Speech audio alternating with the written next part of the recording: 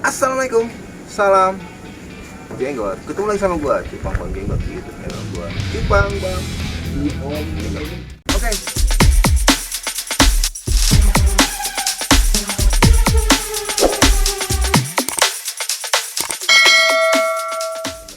Oke, tetap masih di farmnya Alun. Tuh ya, teman-teman lihat tuh ya. Banyak lah pokoknya ya, kolom-kolomnya ya. Jadi kali ini gue pengen membahas tentang perbedaan antara female yang sudah atau pernah di-breed dengan female yang belum pernah di-breed. Gue bakal tanya-tanya langsung sama Alun karena dia rajin nge-breed. Kalau gue nge-breed masih belajar teman-teman ya, masih nyoba-nyoba di rumah ya. Oke, Om Alun masuk. Loncat. Nah dulu abis pas lo loncat gue begini Lun. Udah. Oh udah tadi udah digituin ya. Iya. Om Alun. Oh guys, gue mau ngebahas tentang female karena ada beberapa pertanyaan juga ya teman-teman dari subscriber nanyain Bang Jenggot perbedaannya atau cara ngebedain yang gampang female yang pernah di-breed sama yang belum di-breed tuh kayak gimana. Nah gue sekarang minta sama Om Alun karena Om Alun kan punya farm nih, pasti nge-breed banyak dong. Secara nggak langsung Om Alun pasti tahu perbedaan antara female yang pernah di-breed dan belum pernah di-breed. Nah, monggo dijelaskan. Enggak, dia ada female. Ada female. Nah, terus nemu laki. Breed. Di-breed. Habis Begini itu, breednya? bisa. Nggak begini? Nah, gini. Oh gini. Habis ini female jadi nggak breed. Jadi nggak breed. Nggak boleh di-breed lagi. Oh nggak boleh di-breed lagi. Tunggu dulu. Kenapa nggak boleh di-breed lagi? Kan telurnya udah diperes.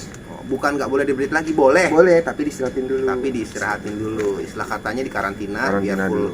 egg lagi. Egg lagi. Nah, Terus terus Om God nih, kayak gini Om God.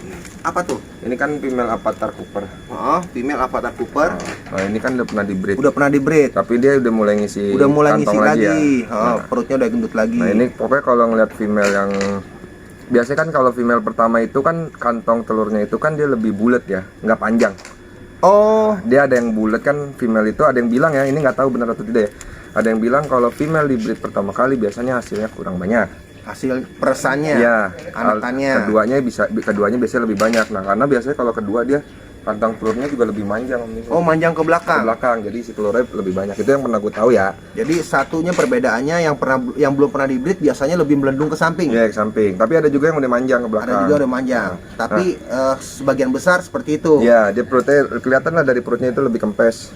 Oke. Nah, sama yang paling gampang kalau baru-baru di breed ekor tuh lebih ngerempel Om God. Lebih ngerempel. Rada lengket. Oh, Ya. kayak ngelipet-ngelipet Iya, gitu ya. rada ngerempel, tapi ini kan udah mendingan loh. Tapi ada bekas, nih kalau diperhatiin ada bekas ngerempel dikit di bagian analnya tuh. Oke. Oh Masih- iya, masih ada rapet. selip ya. Tuh, berarti Tuh, dua ngerempel. ciri khasnya, Gampang ciri sih. khasnya, ciri-cirinya di anal atau di ekornya suka ada yang kayak Ngerempel rapet, dikit. ngerempel Nah, gitu ya, gua teman-teman ya. Kayak, tapi kalau Tuh, di bawah tuh agak rapet ya. gue pernah nyoba Om God. Jadi ini female dikasih Firman itu udah sama dia udah 4 kali breed Om God. 4 kali breed. Gue pelajarin, gue gedein lagi, ternyata nggak gede-gede Om God. Kenapa? Jadi ternyata female ini ada masa expirednya juga ternyata ya. Ada masa expired. Iya, kayak female yang dikasih Firman, dis tolong lo jualin ya. Ibarat kata dijual terus lo gedein dulu. Pas gue gedein kagak gede-gede. Ternyata pas gue tanya ini udah berapa kali breed? 4 kali, sambar geledek. Gue bilang Sambar geledek lo man. tahu man, female udah di Romusa disuruh. Berarti Ya monopos gitu kali ya kalau orang ya. ciri ketiganya itu dia female nggak bisa gede. Setelah Susah di-breed. isi telur. Kalau udah kebanyakan di breed biasanya susah buat ngisi telur lagi dia.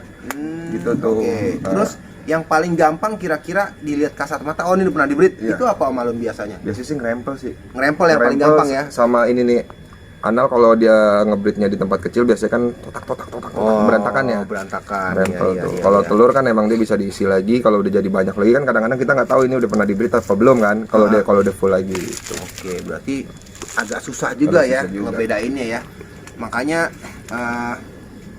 bagusnya kita teman-teman kalau pengen cari ikan yang yakin belum pernah di-breed, carilah ikan usia masih muda. Contoh masih di 3 bulan, atau 3 bulan setengah, terus teman-teman rawat. Itu udah pasti yakin itu masih perawan, teman-teman. Nah, Terus kalau- kira-kira perbedaannya? Nih, kalau- Perbedaannya. Mau kasih contoh nggak yang masih belum pernah di-breed? Ini belum pernah di-breed semua sih. Tapi gede-gede banget. Mana yang telurnya udah ada telurnya. Kemarin yang baru naikin telurnya padat mana sih? Oh, di botol ya?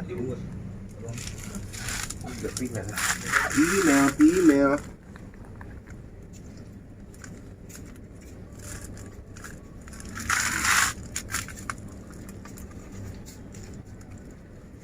Kosong telur ya.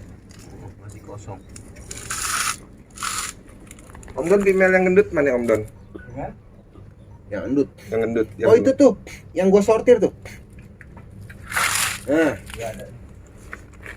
gendut apa sih? Gendut apa sih kan? endut ini kayak Mas Koki. Oh ini female baru diangkat. Baru angkat dari kolam tadi.